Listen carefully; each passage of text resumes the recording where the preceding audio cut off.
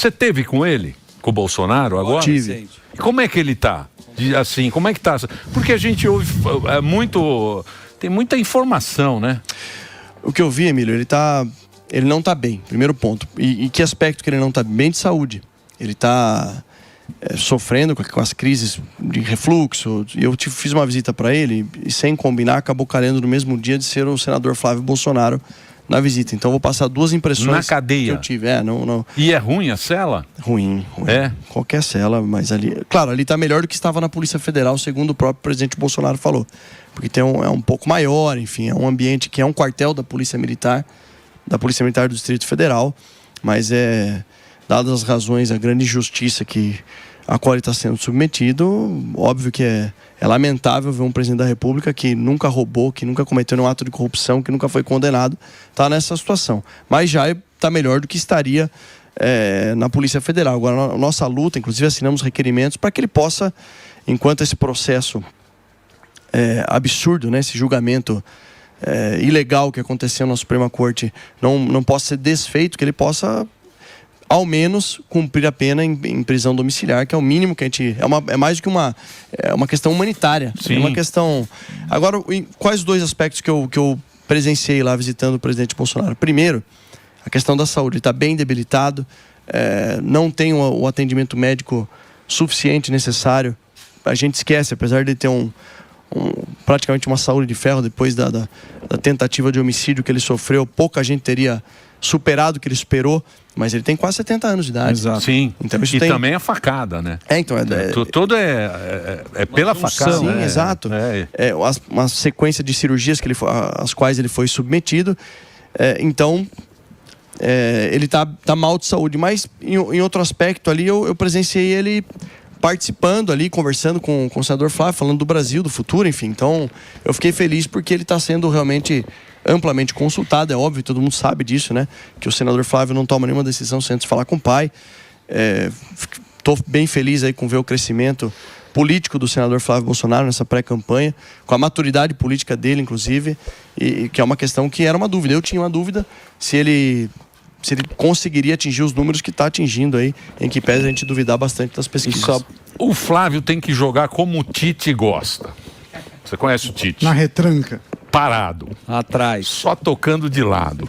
E deixa o jogo ir. Não Concordo. Dá um microfone pro Lula, outro pra Janja e jogar parado. Dá a bola pro outro bater o pé. E agora tem a tal da Érica.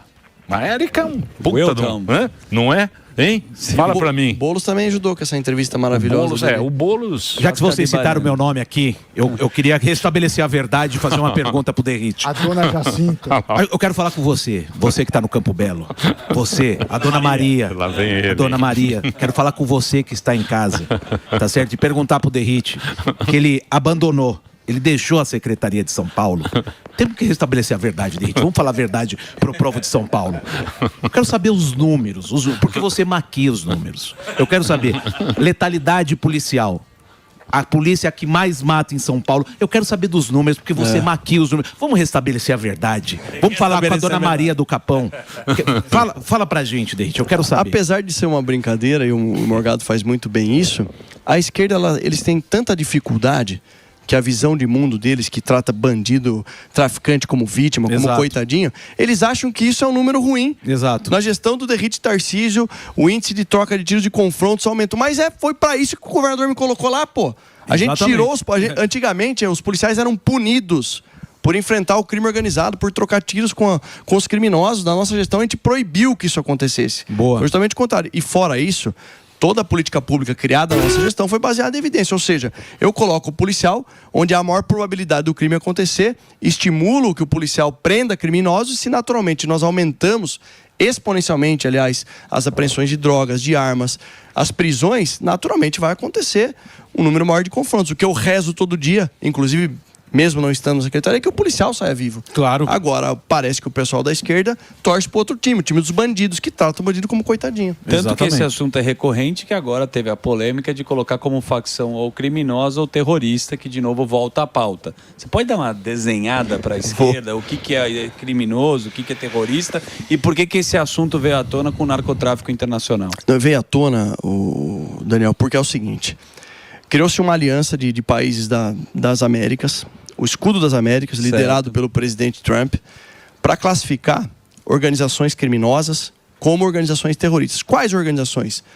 Todas as organizações que interfiram na soberania de outros países, inclusive dos Estados Unidos, entre outros. Então, quais os países foram chamados para participar desse Escudo das Américas? O Chile, agora com o novo presidente, El Salvador, Paraguai. Por que será que o Brasil não foi chamado? Porque o governo Trump enviou membros do governo para perguntar quem oficialmente deve declarar ou não essas organizações como terroristas. É o próprio governo federal. Perfeito. E quando ele foi suscitado, disse, não, isso não são organizações terroristas. Imagina.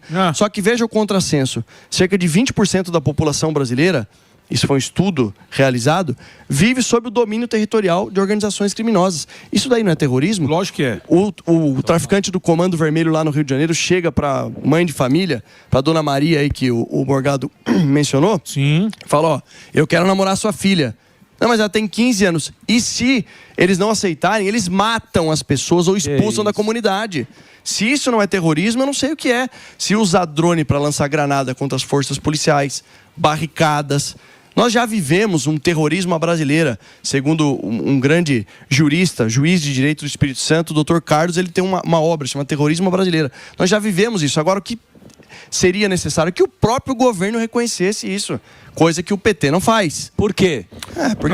Porque o que eles dizem é o seguinte. Eles falam sobre a soberania, que os Estados Unidos vai invadir o nosso território. Eles falam que o terrorismo tem que ter alguma coisa política na história. Isso não tem político. O PCC, o coisa não tem nada de político. Não sei.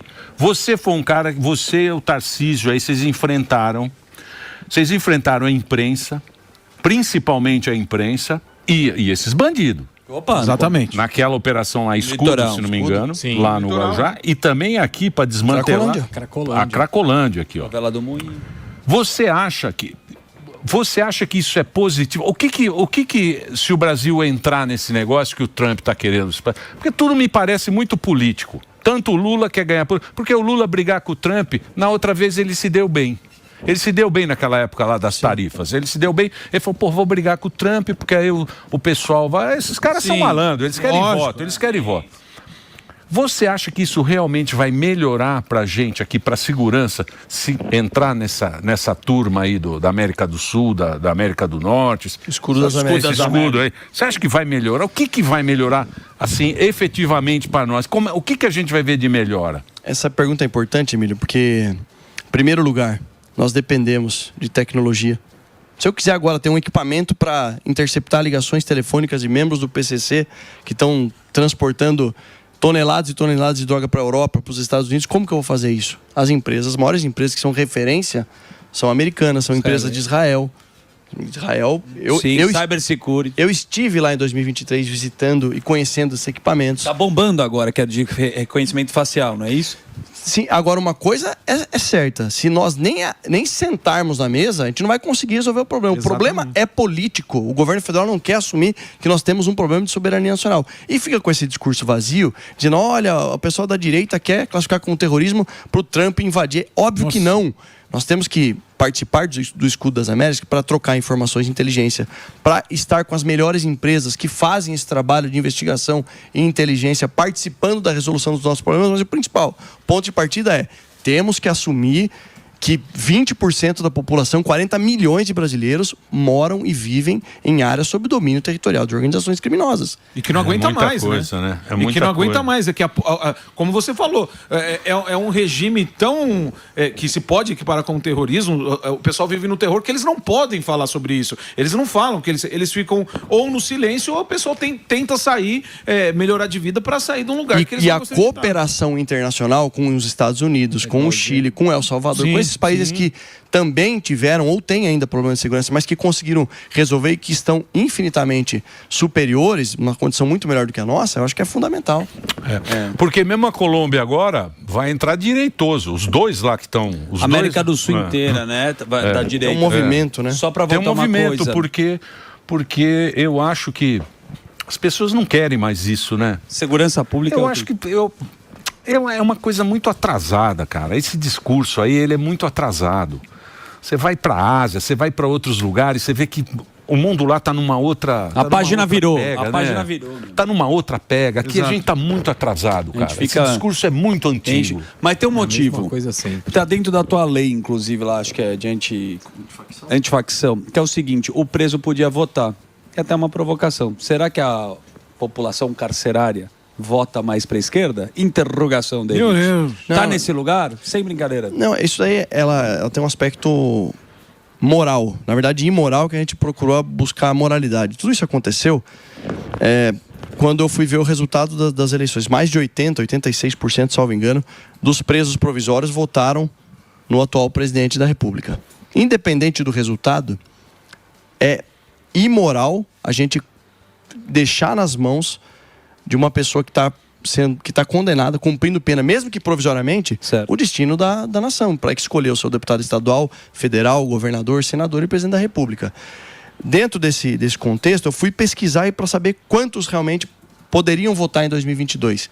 No país, 296 mil presos provisórios poderiam votar. Nem todos votaram. Só no estado de São Paulo, números atuais, mais de 47 mil presos podem votar. No Brasil, mais de 201 mil presos provisórios podem votar. Talvez isso vá definir o futuro de um presidente da República, uma eleição? Talvez não. Mas a questão é moral. É a questão que aquele que cometeu um crime e está cumprindo pena provisória não pode continuar decidindo o futuro da nossa nação. E aí eu chamei o deputado Marcel Van Hatten, do Partido Novo, e falei, Marcel, se eu colocar isso aqui no texto de ofício como relator, e essa ideia me veio depois que eu já tinha apresentado o relatório. Eu falei, mas se você apresentar uma emenda ao texto, eu consigo trabalhar para a gente poder votar e mais do que isso, expor aqueles que querem votar contra. Sim, Tanto é que o líder do PT votou a favor. Tá vendo? Orientou favoravelmente. Então, Chama-se estratégia. é isso. É isso aí. Se for fazer um break pra Rede Rádio, o papo tá muito bom. Guilherme Derrite hoje aqui com a gente no Instagram, @Guilherme Derrite. Nós vamos montar chapas agora aqui, ó. Isso. Vai lá, Reginaldinho, Vai ou ó. não A gente vai? vai pra rede de rádio em todo o Brasil. Vamos montar a chapa? Vamos. Senado, né? Claro. Você Ele é é É senador. pré-senado? Nessa visita... Você viu quem tá ganhando, né? Bolsonaro que mandou. Adadão. mas... São Senado. Paulo vota mal. Marininha. Eu sei não, essa A Tebet parece data, Tebet. essa data Pelo amor de fake aí, eu não Olha isso, Olá, Peter. boto uma fé. Você não bota fé? Não, porque nos nossos partidos a gente faz pesquisa qualitativa interna, né? Então, é claro que tem que trabalhar muito, porque existe sim um movimento, infelizmente, de muitas pessoas que votam na esquerda, mas a gente tem que mostrar quem é que esteve do lado do governo Lula, quem foi ministro do Lula, quem que contribuiu, quem entregou, quem tem propostas para resolver principalmente os maiores problemas do nosso país. E o Senado Federal tem uma importância fundamental nesse contexto. Nessa visita que nós fizemos O Jairzão. ao presidente Bolsonaro,